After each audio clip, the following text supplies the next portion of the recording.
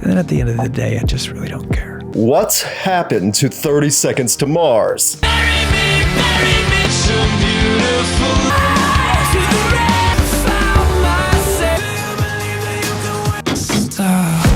The change of those 6 singles in sound is a quick reflection in the change of downward trajectory of 30 Seconds to Mars and what the band started as back in the mid-2000s all the way to present day and what we are stuck with when we hear the Leto brothers. This felt more abrupt of a change than gradual due to there being years between 30 Seconds to Mars albums as 1, Jared kept getting top-tier acting roles, 2, losing a key band member, and 3, Jared becoming a semi-successful cult leader weirdo. I've been working really hard on Mars Island 2, 2021, on a beautiful private island in Croatia. I said in a recent video for good songs by bad bands that I think after looking at the entire discography and downward trajectory of the band's music, we can classify 30 Seconds to Mars as a bad band. And that is a rotten thing to say, because when you look at how great they were in the 2000s, you scratch your head at how phoned in and artificial the music has become. When did the downfall happen? Was it gradual, or was there a true pivotal moment that can be analyzed and seen as to why 30 Seconds to Mars became a commercialized vehicle for grocery core music and soundtracks to cologne commercials?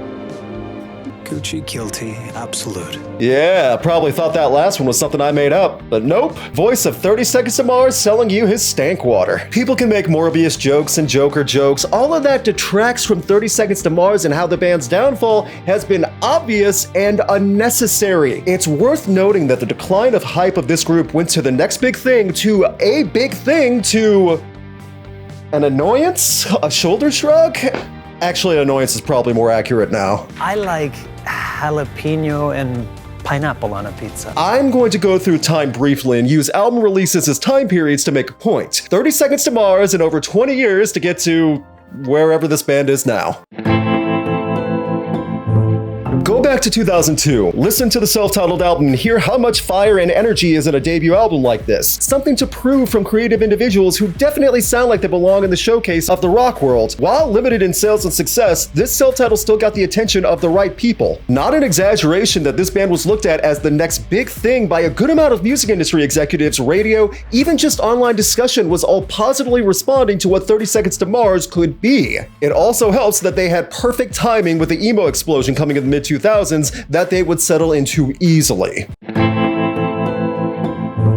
If the self-titled was the foundation, then A Beautiful Lie was the spectacle the rock world could admire. You would hear many people talk about bands like My Chemical Romance, Green Day with American Idiot, all these big names coming out of this time frame, and A Beautiful Lie somehow stood out from emo and was respected across the genre even by emo haters. It's hard to explain, but if you had a time machine and went back to 05 and 06, you would not be able to find many people hating on 30 Seconds to Mars. They were an established name with a big following and Model-esque band members who knew how to present and advertise themselves. Music industry's dream rock band right there. Multiple platinum certifications and arguably the band's biggest hit with The Kill. This was strapping on the proverbial rocket to a band like this and shooting them into the stratosphere. This is what led to an MTV Music Award and Jared Leto starting to be more involved with filmmaking and directing. Documentaries were being made about anything from music videos behind the scenes to life on the road, all with the band getting their first headlining tour. A band with a huge album that had label backing and fit in with the current trends of rock with MTV wanting to support you? Yeah, that's hitting the jackpot in 05 and 06. It's also worth noting that at this time frame, that the commercial success of the music was becoming huge with soundtracks for movies, TV, video games. There was a ton of 30 Seconds to Mars music in the background of media in this time period, and it kept increasing for appearances while new music was being put out. In my opinion, this is the best 30 Seconds to Mars album. It's not even close. And I'm not saying that just because I think everything else is trash, not at all. There are other good 30 Seconds to Mars albums. This Is War hit hard. It was the similar sounding 30 Seconds to Mars and just as anthemic and big sounding, but also adaptable to other forms of media. The title track for This Is War being a part of Dragon Age Origin soundtracks I still think was a big deal. This Is War was a different direction than the previous two albums, but even though it was more experimental and the sound had more electronic elements along with the big soundtrack and scoring moments, it still worked. It still sounded like 30 Seconds to Mars. This change to the big swelling movie scoring commercial soundtrack style while still being a rock band was what led to 30 Seconds to Mars headlining festivals and being a massive name outside of rock. They still had the identity of 30 Seconds to Mars while being commercially adaptable. That means the band weren't yet being called sellouts while still making tons of money. Going into the 2010s, everything was going great for the group. I understand many fans did not get the perfect follow-up in This Is War, but it's still solid and not worth complaining about. There's good music here, and if this was the baseline for the rest of 30 Seconds to Mars music, this video would not even exist. But the downfall has to start somewhere. We get to the 2010s, where the acting opportunities started really coming in for Jared, and the band was doubling down on their concept album ideas and expressions of feelings. Love, Lust, Faith, and Dreams debuted at number 6 on the Billboard 200, and this album, while carrying on touring success, was quickly forgotten about, partly because it was a snooze fest. It's not the worst thing ever, and there's nothing on Love, Lust, Faith, and Dreams that is truly wretched, but in my opinion, this was the slow start to the decline. And why would this band care? They were at peak stardom in 2013. TV performances, more festival headline spots, Jared being the celebrated rock star model. It's everything a label and manager fantasizes about. The song Up in the Air was even sent up as a CD to the International Space Station because astronauts needed to keep up with 30 Seconds to Mars while looking at Mars or something. I'm not really sure. I will never forget in 2013, I was writing for a music website that does no longer exist, and I gave that album a 6 out of 10. A few hours later, after posting my review, I was tagged in a private group in front of that site contributors with, "Luke, we have a problem." 6 out of 10. They were that butthurt and started trying to talk down to me in front of everyone. I just rolled my eyes at the time, but then I realized the 30 Seconds to Mars group was still diehard for this band, regardless of the art rock approach that was now being put out. It was after 2013 that everything started to shift priority-wise. The break from touring and recording for an indefinite amount of time, the movie roles started coming in, and with that, the big method acting and the focus from Jared's music direction to Jared's infamous roles. Some of you might be asking, what does this have to do with the music? The response to that is because Jared's focus moved wildly far away from music in the middle of the 2010s, and therefore the drive to improve and create as a musician was put on the back burner. I think the Joker would like 30 Seconds to Mars because he likes a little chaos. I won't go into all the dirt of his behavior as an actor, that's already been well established online. However, it was after this break from music that the band started working remotely and would eventually get together for a big return to the spotlight. 30 Seconds to Mars with their biggest concept and campaign yet. And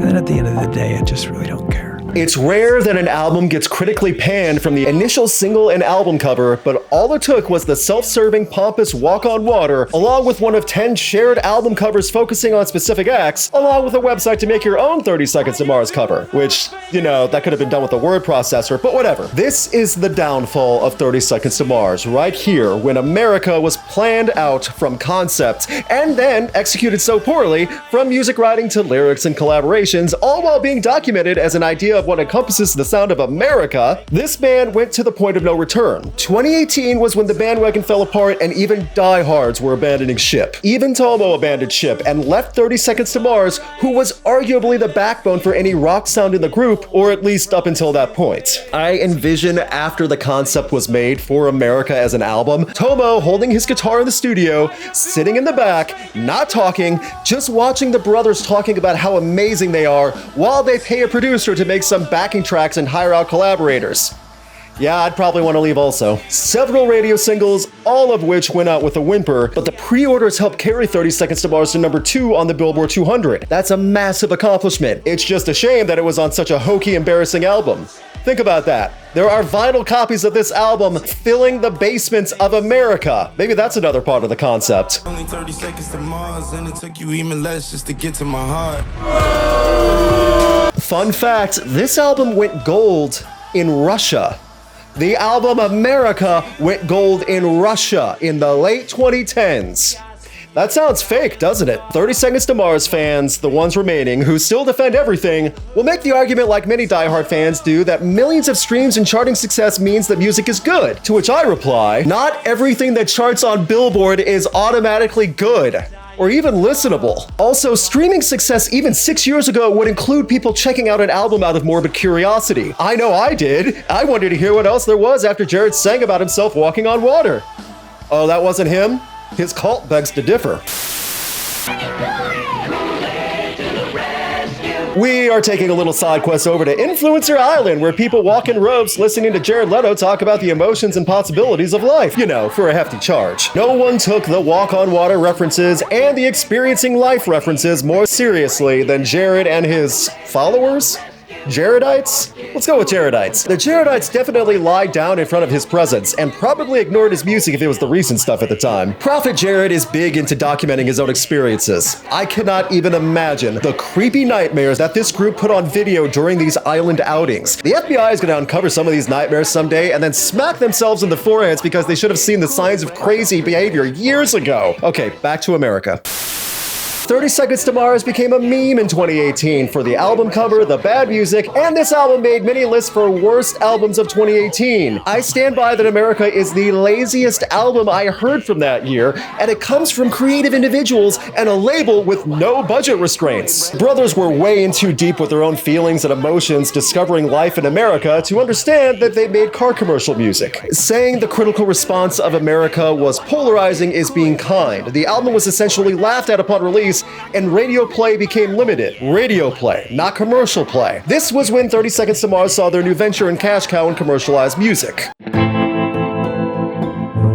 After a few years, more big acting roles, great and terrible, another album was in the works. By 2023, the name 30 Seconds to Mars was already close to rock bottom, and the Defenders were finally remembering the mid-2000s glory days with no hope in sight. The downfall had already happened by this point, and the brothers didn't care. Why would they? The music would make money no matter what, even if not from fans, and boy, did the fans not even pay attention. And at the end of the day, I just really don't care. May 2023 saw the release of the first single Stuck from the album It's the End of Dignity. It died a death. Then in September 2023, the album was released with the single Life is Beautiful, and it sounded like Jared Leto was about to start another car commercial. I was at Riot Fest when this album came out last year. That morning, I listened to it as I was getting ready to cover a festival, and 30 minutes later, I was confused and a bit shocked. Both that it was only 30 minutes, but that there was literally no emotion or artistic value behind it. This album was royalty-free background music at best, and pre-made backtracks from a production vault at worst. Take all the things people have said about America. At least it was a vague concept with an attempt at something to show America, or however the band thought that would work. It's the End of Jared's music career was an album made to be licensed by marketing agencies and brands. It's obvious and not what you think of an A-list actor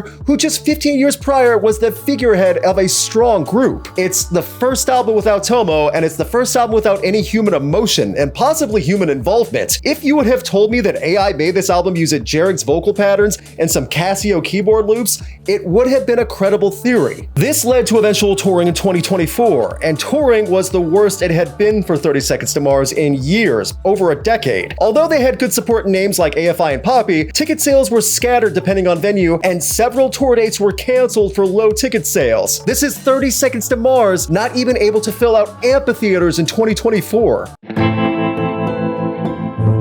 In theory, 30 Seconds to Mars will still continue to tour between acting and commercial gigs that undoubtedly pay more than the music ventures at this point. Let's be honest, 30 Seconds to Mars is the side project now just to have fun with, while everything else outside of music and in front of a camera is Jared's priority. I wanted to make a video like this about a band who definitely has fallen out of grace from both rock and just the general music world, but is still active. 30 Seconds to Mars' most recent music is gracing advertising media, and The Kill is still being played on rock radio. The band has fallen far, but in theory, they could still make something to remind everyone that they're musicians. It's a shame that this has to be a reminder also, as this was a group that had every box checked in the 2000s, experimented with sound a bit too much in the 2010s, while also getting distracted with other huge money-making opportunities, and now in the 2020s, they are stuck.